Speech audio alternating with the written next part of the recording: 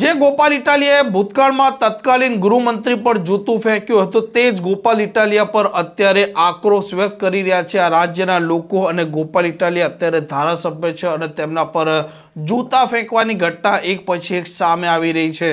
વૈષ્ણવજન તો તેને કહીએ જે પીડ પરાઈ જાનાને રે।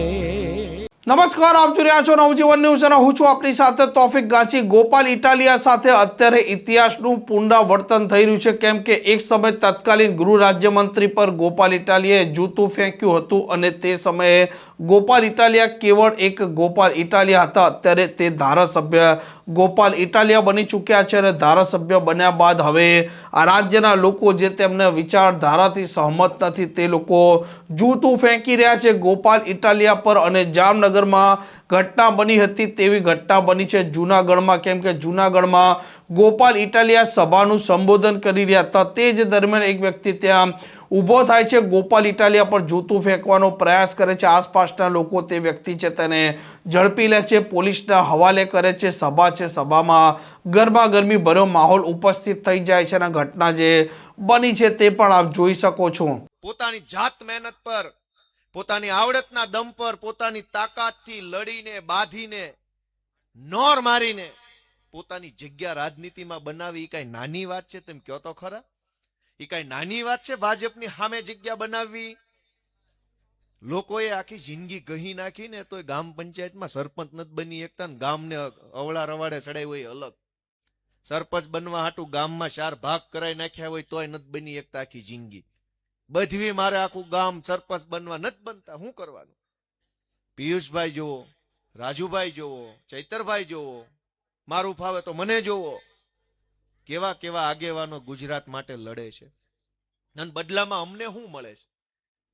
અમને મળે છે જેલ, અમારી ઉપર FIR, ફેસબુકમાં કિલો એક ગાળ્યું આપી જાય ભાજપ વાળા। ગમે એવું સારું કામ કરો તો હેઠે ગાળ્યું જ હોય, જોકે એની કઈ ઉપાધિ નથી।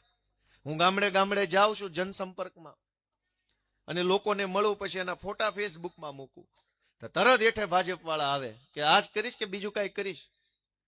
હવે હું મારા મત વિસ્તારના ગામડામાં જાઉં, લોકોને મળું, એની હારે બેહું, વાત કરું, લખાણ ભૂષણ કરું, એમાં આને વાંધો છે? તમે વિચાર કરો કે આ કઈ હદની રાજનીતિ છે।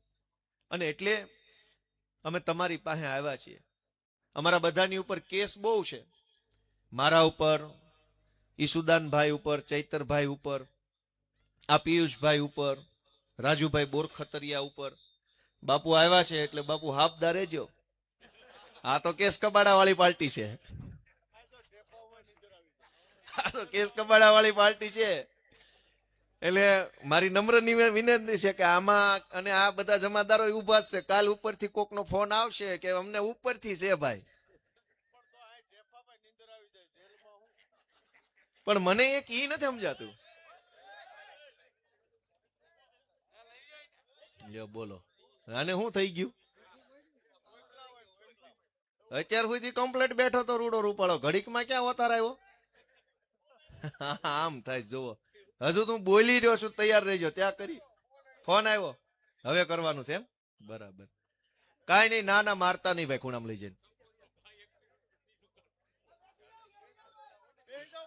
બે જાવ, આવું તો બધું દરેક સભામાં હાલે છે। બોલો લ્યો। આમ જે વ્યક્તિએ જૂતું ફેંકવાનો પ્રયાસ કર્યો તે વ્યક્તિ ગોપાલ ઇટાલિયા પર જૂતું તો નથી ફેંકી શકતા, પરંતુ ત્યાર પછી ગોપાલ ઇટાલિયા ભાજપ પર પ્રહાર કરતા કહે છે કે ભાજપના જે માણસોએ આ જૂતું ફેંકવા માટે વ્યક્તિ મોકલ્યો હતો વાસ્તવમાં તે નબળો નીકળ્યો, કેમ કે તે જૂતું ફેંકી ન શક્યો અને તેમણે ભાજપ પર પ્રહારો પણ કર્યા છે। આમ ગોપાલ ઇટાલિયા જામનગર બાદ જૂનાગઢમાં પણ રોષનો ભોગ બન્યા છે અને તેમના પર જૂતા ફેંકવાની ઘટના સામે આવી છે।